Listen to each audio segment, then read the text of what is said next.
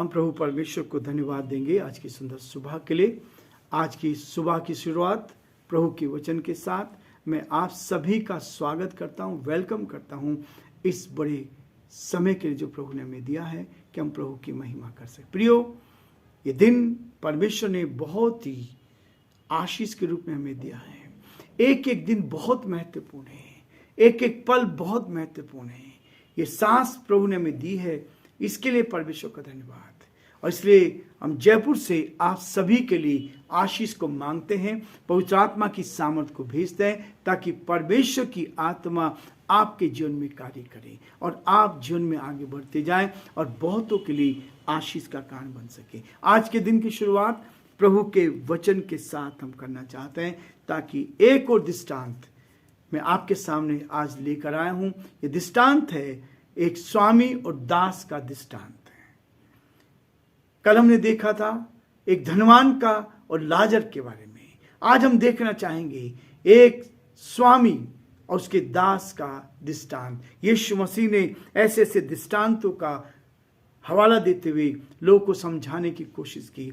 एक दास का कर्तव्य, लू का उसका 17 अध्याय और उसके 7 पद से लेकर 10 पद तक मैं आपके सामने पढ़ूंगा।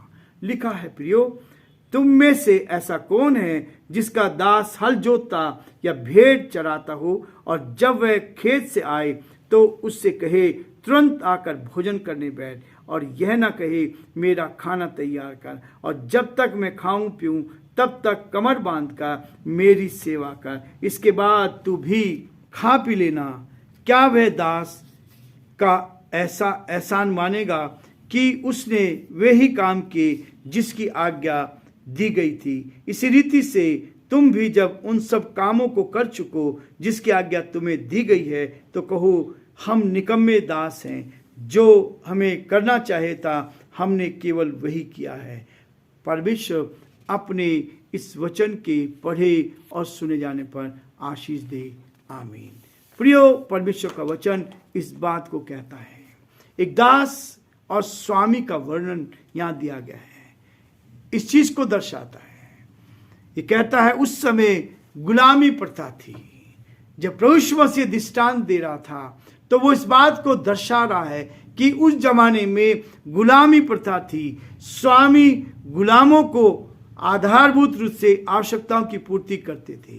केवल जब गुलाम रहेंगे उनको खाने के लिए और पहनने के लिए कपड़े दिए जाते थे। जो आधारभूत जो आवश्यकता थी केवल उनको पहले उनको खरीद लिया गया और खरीदने के बाद दाम चुका दिया गया और वो गुलामी में यहां रहते। उनकी जो सेवा के बदले उनकी आधारभूत जो समस्याएं थी, जो आवश्यकता थी, उनकी पूर्ति करते थे। उनके परिश्रम के बदले ये उनको भोजन दिया जाता था, कपड़े दिए जाते थे और रहने के लिए स्थान दिया जाता था। ये चीज उस समय थी और इसलिए गुलामों को स्वामी के हर एक आदेशों का खामोशी के साथ पालन करना होता था।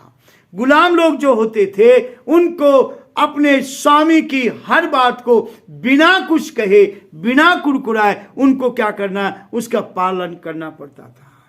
वे स्वामियों की आज्ञा पालन एवं सेवा को ही अपना धर्म मानते थे, अपना कर्तव्य समझते थे। जो स्वामी ने कहा वही उनका धर्म है, वही उनका कर्तव्य है। इस चीज को प्रभु यीशु मसीह ने स्पष्ट किया। ये था उस समय की परिस्थिति। ये जब आप इस दृष्टांत को देखते हैं तो ये परिस्थिति इस बात को बताती है। अच्छे गुलाम अपने स्वामी के प्रति वफादार और समर्पित होते थे। जो गुलाम होते थे वो अपने मालिक के प्रति, अपने स्वामी के प्रति वफादार और समर्पित होने चाहिए। प्रियो, आज के समय में ऐसा नहीं है। मालिक सब कुछ दे रहा है, तनख्वाह भी दे रहा है, कपड़े भी दे रहा, रहने के लिए भी दे रहा, फिर भी लोग वफादार नहीं होते, फिर भी वफादार नहीं होते। उस जमाने में लोग वफादार होते थे। सब कुछ मिलने के परमेश्वर के घर में भी आज लोग वफादार नहीं है। परमेश्वर के प्रति, ईश्वर के प्रति भी आज लोग वफादार नहीं है। गुलामों की इच्छा थी, दिन भर के कठोर परिश्रम के बावजूद भी वे घर आकर नहाकर स्वच्छ कपड़े पहनकर पुनः अपने मालिक की सेवा में हाजिर होते थे। ये परिस्थिति थी, ये उस समय की स्थिति थी। और यहाँ पर भी जो दृष्टांत प्रभु ने कहा है उस बात को दर्शाता है कि तुम में से ऐसा कौन है जिसका दास हल जोतता या भेड़ चराता हो और जब वह खेत से आए तो उससे कहे तुरंत आकर भोजन करने बैठ। ऐसा नहीं होता था। गुलाम व्यक्ति कभी भी आजाद नहीं होता था, लेकिन वो अपने स्वामी से प्यार करता था, अपने स्वामी के प्रति समर्पित रहता था। प्रभु यीशु मसीह ने प्रकट किया कि परमेश्वर भी विश्वासियों से ऐसा ही व्यवहार की अपेक्षा करता है। जैसा वचन में लिखा है, जैसा मसीह का स्वभाव था वैसा ही तुम्हारा भी हो। यीशु मसीह अपने लोगों के लिए दास बना, अपने चेलों के पैर धोए, उसने ये शिक्षाएं दी हैं, यदि कोई तेरे गाल पे थप्पड़ मारे तो दूसरा फेर दे। प्रियो, प्रभु यीशु मसीह इसी बात को कहते हैं फिलिपियोस के 2:5 में, और यह भी कि जैसा वचन में लिखा है, क्योंकि मनुष्य का पुत्र इसलिए नहीं आया कि उसकी सेवा टहल की जाए, वह इसलिए आया कि आप सेवा टहल करें और बहुतों को की छुड़ौती के लिए अपना प्राण दे।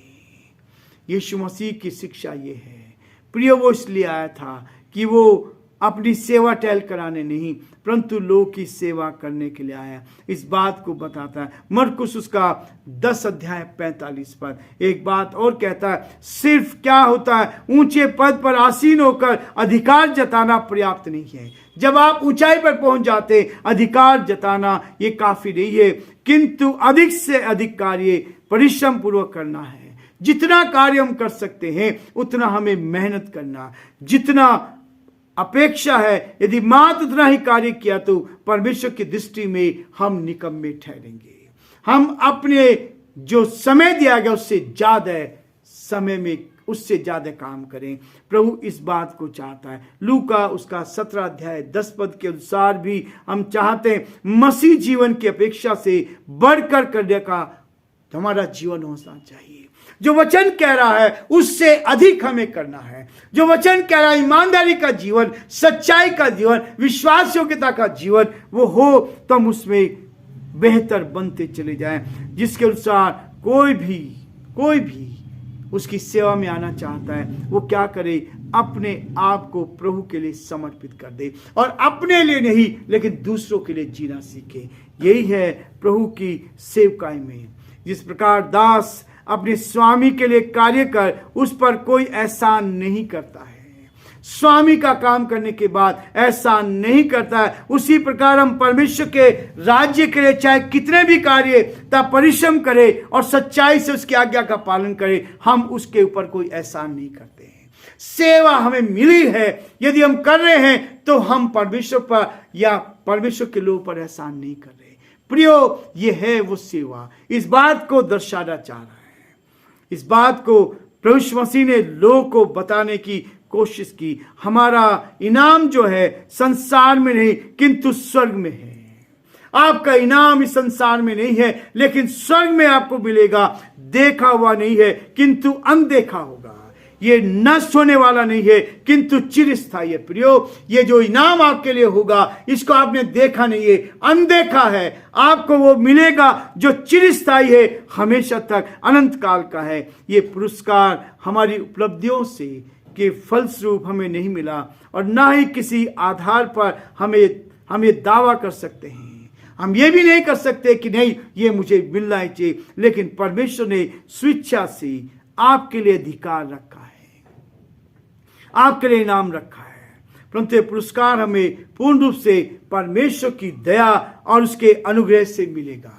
यदि आप यहाँ ईमानदारी का, सच्चाई का जीवन जी रहे हैं तो प्रियो, मैं आपसे निवेदन करता हूं कि आपके लिए स्वर्ग में बहुत बड़ा इनाम है। हम उस इनाम को देख रहे हैं।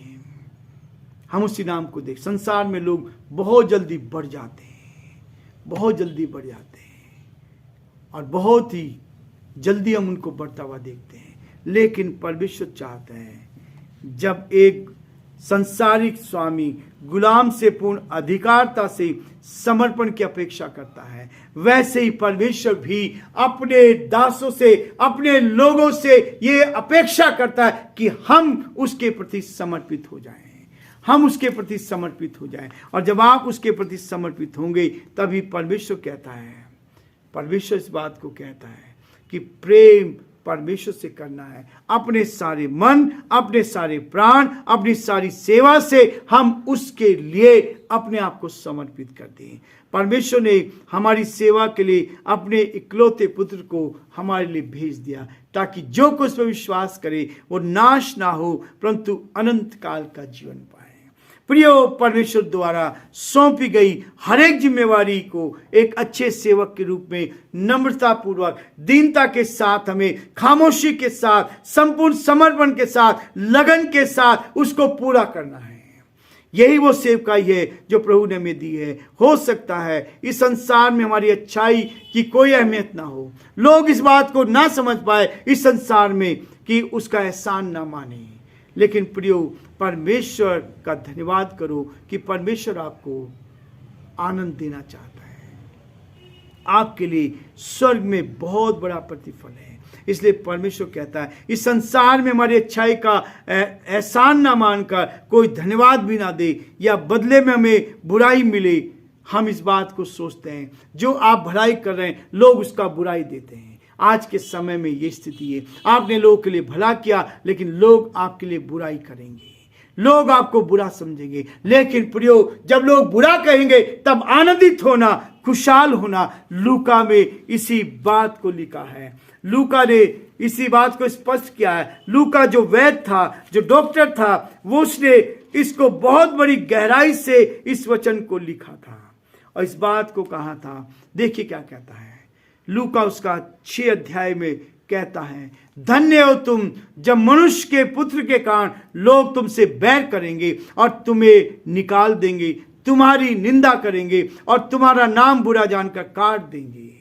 आप उनके लिए भलाई कर रहे हैं। आपने 100 भलाई की और एक बुराई की तो बुराई 100 भलाई को भूल जाएंगे और एक बुराई को स्मरण करेंगे। यह है इंसान की प्रवृत्ति, यह है इंसान जो संसार में रहता है। लेकिन प्रभु कहता है कि जब लोग ऐसा करेंगे तुम्हारे साथ, तो वचन में लिखा है लूका उसका 6 अध्याय 23 पद में कहता, उस दिन आनंदित होकर उछलना, क्योंकि देखो तुम्हारे लिए स्वर्ग में बड़ा प्रतिफल है। क्यों उनके बाप दादे भविष्यवक्ता के साथ भी वैसा ही करते थे। आज जो बुराई करते हैं, परमेश्वर के सेवकों की बुराई करते हैं, परमेश्वर के लोग की बुराई करते हैं, उसके पीछे प्रभु कहता है जब आपने उनका भला किया है और भला करने के बाद भी आपकी बुराई कर रहे हैं, तो प्रभु से कहता है उस दिन क्या है, वो उनके बाप दादा भी भविष्यवक्ता के साथ भी ऐसा ही करते थे। लूका 6:23 में स्पष्ट कहा है और वो कहता है उस दिन आनंदित होकर उछलना। प्रियो, स्वर्ग में आपके लिए बहुत प्रतिफल है। जब लोग क्या करेंगे, संसारिक लोग क्या करते हैं, आपकी भलाई के बदले जो काम आपने किया, आपने जो अच्छाई की है, उसके लिए आपको धन्यवाद भी ना देंगे, भैया बदले में आपको बुराई मिलेगी, वो आपकी बुराई करेंगे। समझ लेना, संसार के लोग संसारिकता में लिप्त हो गए हैं, डूब गए हैं। लेकिन प्रियो, फिर भी परमेश्वर की आज्ञा पूरी करना प्रत्येक विश्वासी का कर्तव्य है। आपको बुरा मिल रहा है, उस समय भी आपको भलाई करना है, क्योंकि आपका जीवन भला करने के लिए है। हर सब की भलाई करना, जहां तक हो सके एक दूसरे की भलाई में, क्योंकि इसका प्रतिफल देने वाला हमारा स्वर्गीय पिता है। और इसलिए प्रियो, परमेश्वर देता है। जब हम देखते हैं मैंने सब लोगों को माफ किया जिन्होंने मेरे साथ बुरा किया था, मेरी सेवकाई को बर्बाद किया, जिन्होंने मुझे पूरी तरह से बर्बाद कर दिया था, हमने आज उन सबको माफ किया है। परमेश्वर ने माफ करना सिखाया। प्रभु ने कहा था, हे पिता इन्हें क्षमा कर, क्योंकि नहीं जानते। और यही वचन है जब आप प्रैक्टिकल करके आएंगे, जब आप प्रैक्टिकल करके आएंगे। और ये प्रैक्टिकल करना ही हमारे जीवन में इस बात को दर्शाता है कि आप प्रभु की आशीष को अपने साथ प्राप्त करेंगे। संसार के लोग आपके साथ नहीं रहेंगे, लेकिन परमेश्वर यदि आपके साथ है तो आपका विरोधी कोई हो नहीं सकता है। परमेश्वर आप सबको बहुत आशीष दे और प्रभु का हाथ आपके साथ